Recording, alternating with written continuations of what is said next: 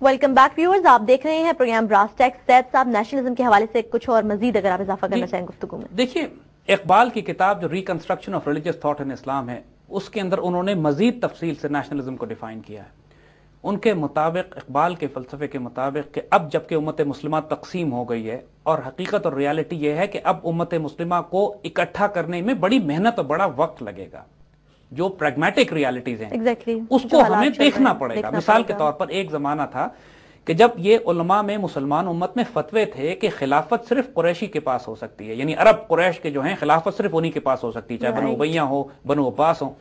لیکن ایک دور آیا کہ جب قریشی باقی ہی نہیں بچے خلافت سنبھالنے کے لیے، یعنی جب عباسی خلافت تباہ و برباد ہو جاتی ہے، تو اس کے بعد باقاعدہ اس وقت کے علماء نے فتوے دیے کہ اس وقت حالات کے تقاضے یہ ہیں کہ دین کی مصلحت، دین کی عزت اور آبرو کی حفاظت کے لیے ضروری ہے کہ غیر قریشی کو بھی خلافت دی جا سکے۔ جب ہی خلافت عثمانیوں کی طرف بھیج دی گئی، اور ترک مسلمان جو قریشی نہیں تھے، جنہوں نے خلافت اسلامیہ کا ذمہ داری اٹھائی اور کئی سو سال تک امت کی عزت اور آبرو کے محافظ بنے رہے۔ تو یہ زمانے جدید دور کے زمانوں کے تقاضوں کے مطابق تشریح اور اجتہاد وقت کے علماء نے کیا ہے۔ اقبال نے بھی جو کانسیپٹ دیا وہ یہ کہ اب چونکہ امت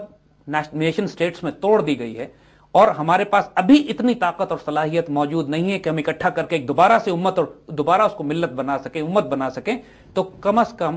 ہر مسلمان سٹیٹ اپنی جگہ پہ اپنے آپ کو مستحکم کرے، جو جس حد تک مستحکم کر سکتا ہے، اکنامکلی، سیاسی طور پر، پولیٹیکلی، ملٹریلی، تعلیم، ایجوکیشن کے لحاظ سے، سائنس اینڈ ٹیکنالوجی کے لحاظ سے۔ اس کے بعد یہ ساری قومیں آپس میں مل کر متحد ہو کے ایک یونین بنائیں، ایک بلاک بنائیں، جو آہستہ آہستہ دوبارہ اس مسلمان مرکز کی طرف چلے گا۔ امت کا کانسیپٹ دوبارہ ریوائیو کریں۔ ایک ہو مسلم حرم کی پاسبانی کے لیے، نیل کے ساحل سے لے کر تابہ خاک کے کاشغر۔ یہ بات ان کی دعا ہے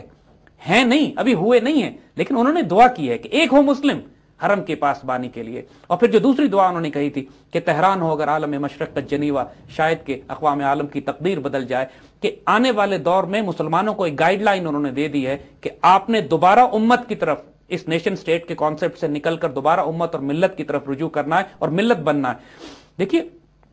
1400 سال کی مسلمان تاریخ میں یہ کبھی نہیں ہوا کہ ایک مسلمان کو دوسرے مسلمان علاقے میں جانے کے لیے ویزا یا پاسپورٹ کی ضرورت پڑتی ہو۔ بالکل، یہ ایک غیر معمولی تصور ہے جس کی دین میں کوئی بنیاد نہیں ہے۔ مسلمانوں میں چاہے صرف کافی تھا کہ وہ مسلمان ہے،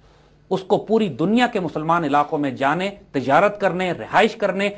رکھنے، شادیاں کرنے، اپنے آباد خاندانوں کو آباد کرنے کی پوری کھلی اجازت۔ جبکہ یورپ میں سر یہ ہو رہا ہے، انہوں نے اپنی 15 کنٹریز کا ایگزیکٹلی، اب یہ یورپین یونین کو یہ کر رہے ہیں، اب نارتھ امریکن یونین کو یہ بنا رہے ہیں۔ مسلمان جب یہ کرنے کی کوشش کرتے ہیں تو ان کی جان نکلتی ہے، اس لیے کہ ان کو ہماری امت اور ملت کے تصور کا اندازہ ہے۔ جب مسلمان ایک ملٹری الائنس بنانے کی بات کرتے ہیں، جب مسلمان ایک اکنامک بلاک بنانے کی بات کرتے ہیں، جب مسلمان کہتے ہیں کہ ہم اپنے درمیان سرحدیں ختم کر دیں، اپنے درمیان ویزا اور پاسپورٹ ختم کر دیں، مسلمان امت اور ملت کو 60 ملکوں میں تقسیم کرنے کے بعد اب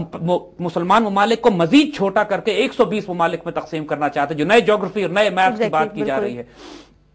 تو یہ وہ تصور ہے جس کے بارے میں اقبال نے صاف صاف کہا ہے کہ آج کے دور میں یہ جو نیشنلزم ہے، نیشنلزم کا جو کانسیپٹ ہے، یہ جو لباس پہنتا ہے نیشنلزم، اصل میں یہ امت اور ملت کا کفن ہے۔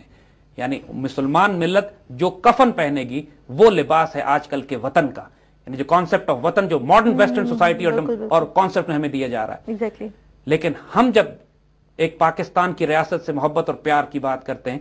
تو یہ اسی نسبت سے کی جاتی ہے جس نسبت سے اقبال نے تصور دیا ہے کہ ریاست اور خطہ مدینے کی طرح ہمیں چاہیے، لیکن ہماری فکر، سوچ اور عقلیں محدود نہیں ہیں۔ ہمارا ایم، آبجیکٹو اور مشن یہ ہے کہ اس جگہ مسلمان ری گروپ کریں گے، اپنے آپ کو ری آرگنائز کریں گے، اس خطے کی اسی طرح حفاظت کی جائے گی جیسے مدینہ کی حفاظت کی جاتی ہے، اسی طرح اس پہ جان مال، عزت اور آبرو قربان کی جائے گی جیسے مدینہ کی ریاست کے دفاع اور حفاظت کے لیے مسلمانوں نے جان کی قربانی دی تھی۔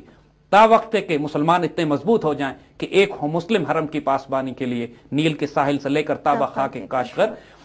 یہ وہ تصور علامہ اقبال نے جو ریڈیکلی ڈیفرنٹ ہے، بالکل ڈیفرنٹ ہے اس ویسٹرن کانسیپٹ آف نیشنلزم سے، کہ اسی لیے ہم مسلمان اس تمام تاریخ کو اون کرتے ہیں۔ ہم کہتے ہیں بڑے شوق سے کہ ہم نے خلافت عثمانیہ ہم نے قائم کی، اسپین پر ہم نے حکومت کی،